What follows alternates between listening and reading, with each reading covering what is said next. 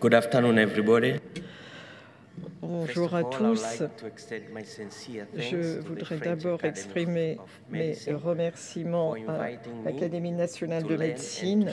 Merci de m'inviter ici pour apprendre et pour partager nos expériences en Afrique et notamment en Tanzanie.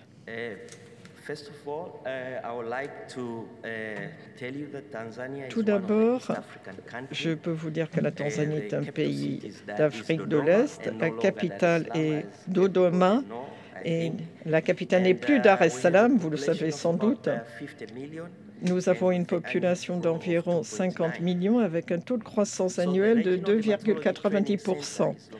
Le centre de formation en dermatologie régionale est à Moshi, au pied du mont Kilimandjaro, le mont le plus haut de toute l'Afrique. Là, vous avez le centre de formation, centre régional de formation en dermatologie.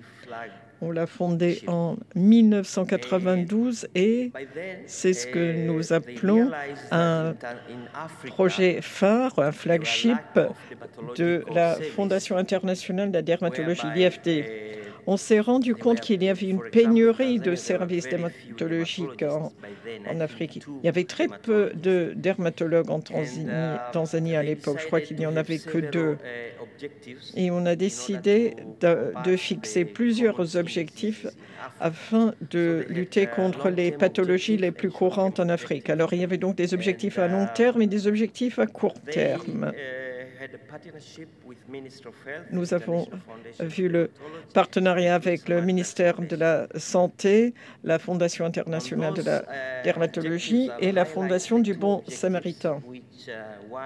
Alors, il y a deux objectifs, un objectif à long terme et un objectif à court terme. Ce dernier, c'était pour créer des communautés de dermatologues capables d'identifier, de traiter les pathologies dermatologiques les plus courantes en Afrique. Ensuite, il y aurait une deuxième personne formée en fonction des besoins du pays.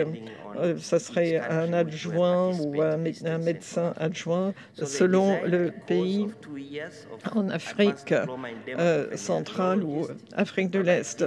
Nous avons eu ce diplôme de dermatovénérologie. Ces personnes étaient formées pour identifier, traiter les pathologies dermatologiques les plus courantes et de collaborer pour la prise en charge des patients.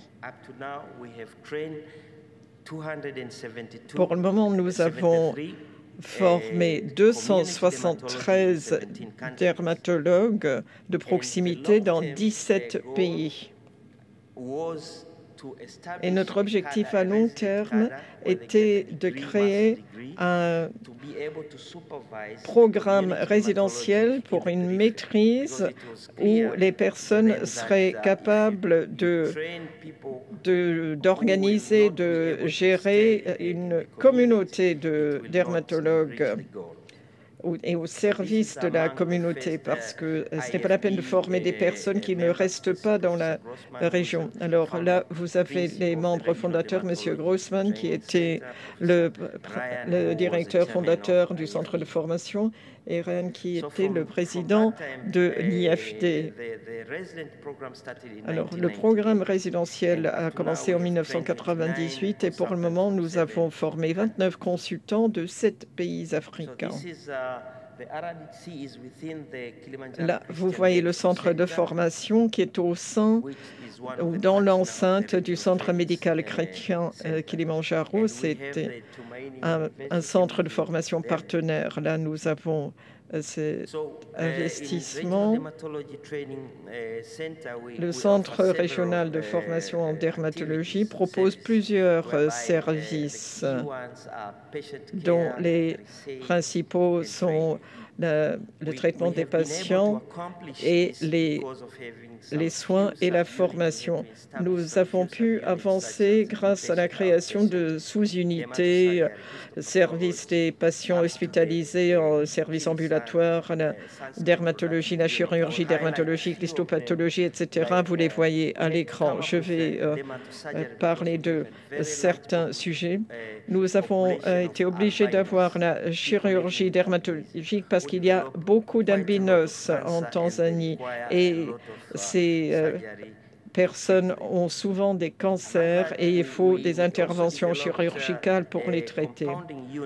Nous avons également une unité de préparation de produits. Vous savez que la plupart des patients en dermatologie sont pauvres et les médicaments sont chers. Un tube de phytogramme, par exemple, coûterait l'équivalent de 5 €. Mais le patient qui a une pathologie exfoliante aurait besoin de plus d'un tube par jour. Nous avons donc créé notre unité de préparation des médicaments.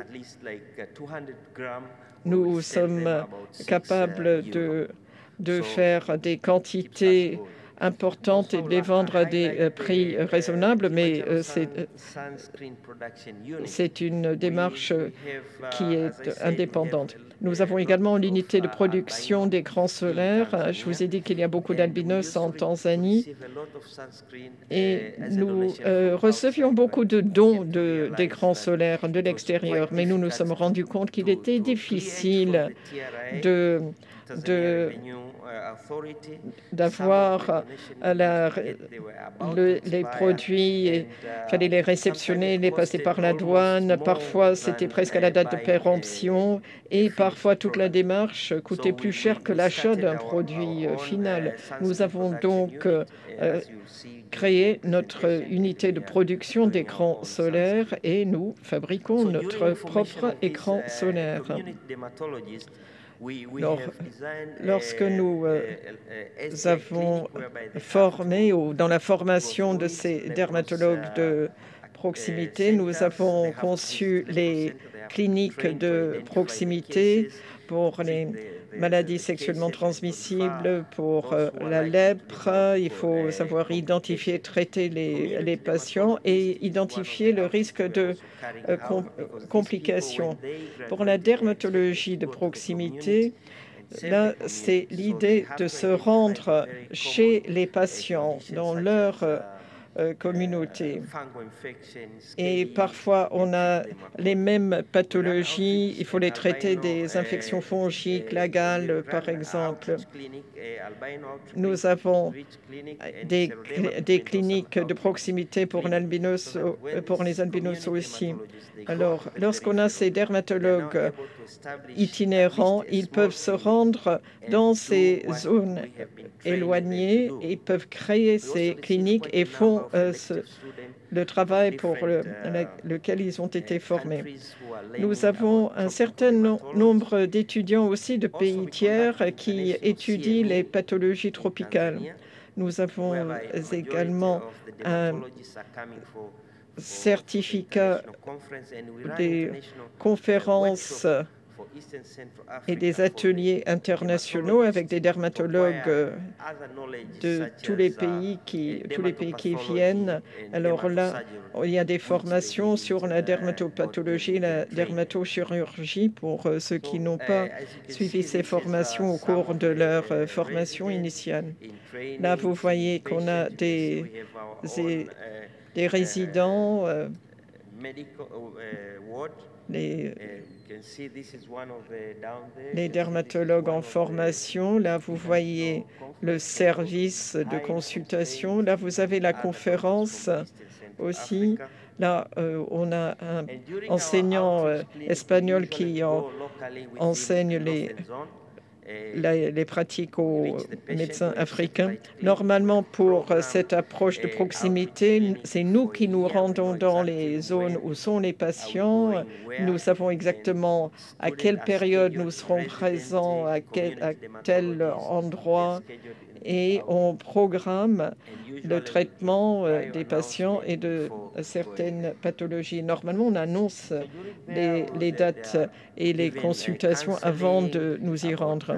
Alors là, il y a des services de conseil, on explique la protection solaire, on explique l'impact du soleil sur la peau, comment mettre un grand chapeau, des vêtements à manches longues et des pantalons. C'est pour les albinos qui ont besoin de se protéger.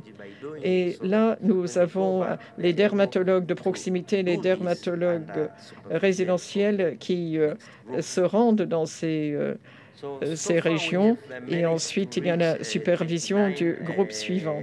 Pour le moment, nous avons pu faire ce programme dans 27 des 29 régions. Nous fournissons l'écran solaire. Nous avons également la téléanalyse.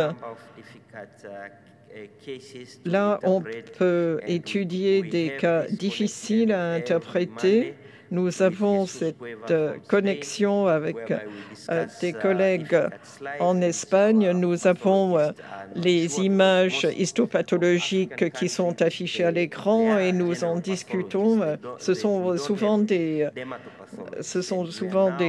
cas très, très difficiles et ce sont des experts en analyse histopathologique. Et nous en avons formé de Rwanda, du Kenya, du Malawi et d'autres pays d'Afrique spécialisés en histopathologie. Là, vous voyez, c'est la fabrication des médicaments dont je vous ai parlé. Nous préparons les médicaments, nous. Là, c'est au cours de la formation. Là, vous voyez le professeur Asenga. Il explique aux résidents ce qu'il faut faire. Alors, c'est le diplôme avancé qu'il enseigne là. Nous avons également des présentations de la part des internes en résidence aussi qui doivent expliquer leur cas. Là, vous avez le service de phlébologie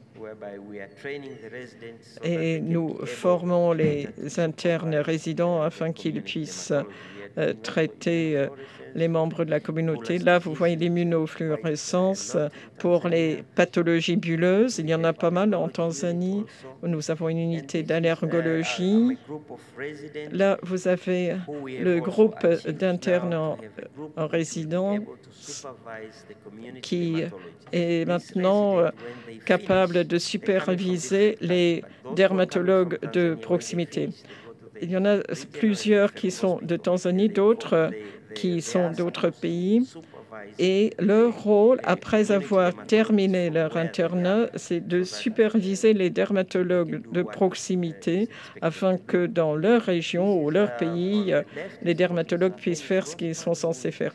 Là, vous voyez le professeur Henning Grossman, qui est le directeur fondateur du Centre régional de formation en dermatologie.